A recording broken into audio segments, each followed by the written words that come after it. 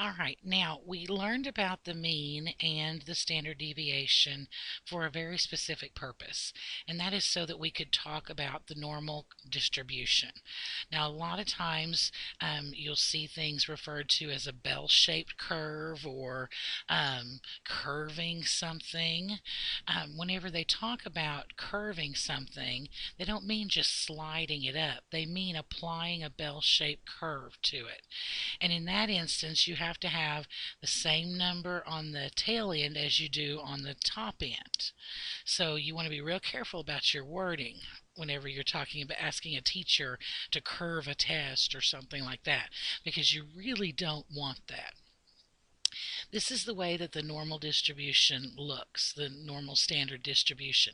It's this nice bell-shaped curve here where we have in dead square in the center here is our x bar, or our mean, and then coming out from the mean, this is one standard deviation.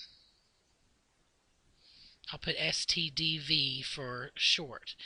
Each one of these, you see that they have it up here, is a standard deviation. So we have one standard deviation coming out from the mean, two standard deviations, three standard deviations. We can talk about what percentage of our data lies close to the mean or far apart from the mean by understanding that 68% of all data will fall within one standard deviation of the mean. Could be one standard deviation higher, or it might be one standard deviation lower. It could be 95% of our data, rather, is going to fall within two standard deviations of the mean. So it could be, two standard deviations higher, or it could be two standard deviations lower, depending on, what you're looking at. Now let's see how in the world this works to help us. I'm going to erase off everything that I've drawn on here.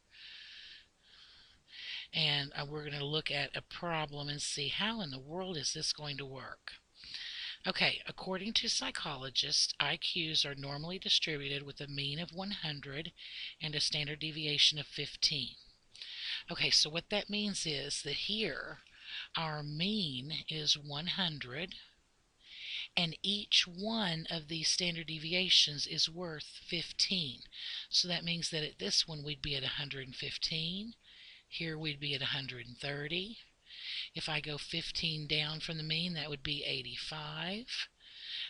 15 down from that would be 70. Are you getting the idea of what that's talking about, how the standard deviation and mean are related to each other?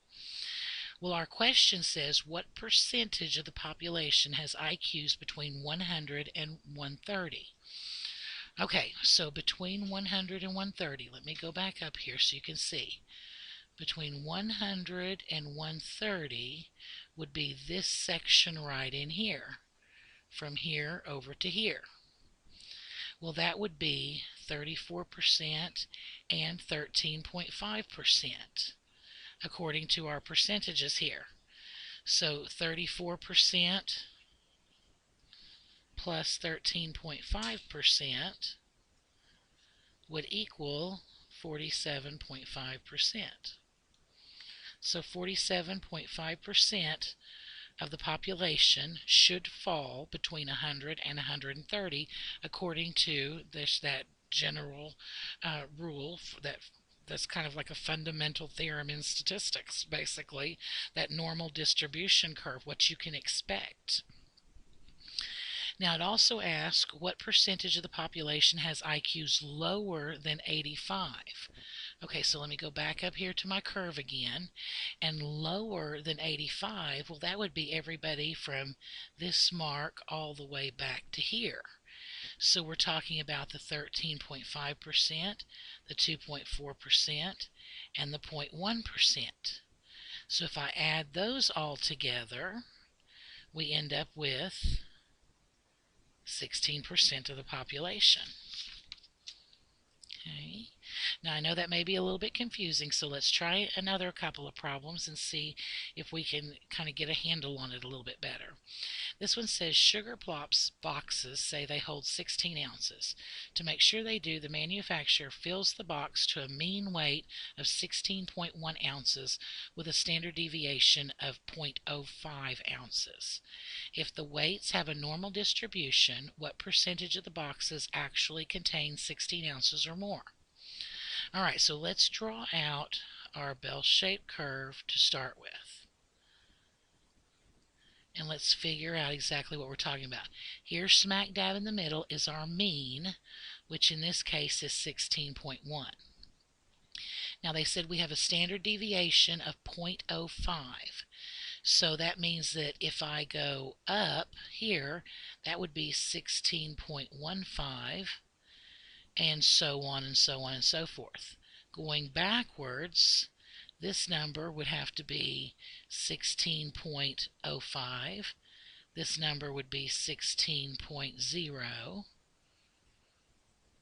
So we're really talking about 16 being within 2 standard deviations of the mean on the back side of it. Well, if you'll remember, what were our percentages that were on the back side of the mean? Well, let's flip back here to this back page, and let's look at our chart again. And let me erase some of what I had on there so we can see these numbers a little bit more clearly again. Okay, we were within 2 standard deviations of the mean, so that put us right here. We want to know right here and forward.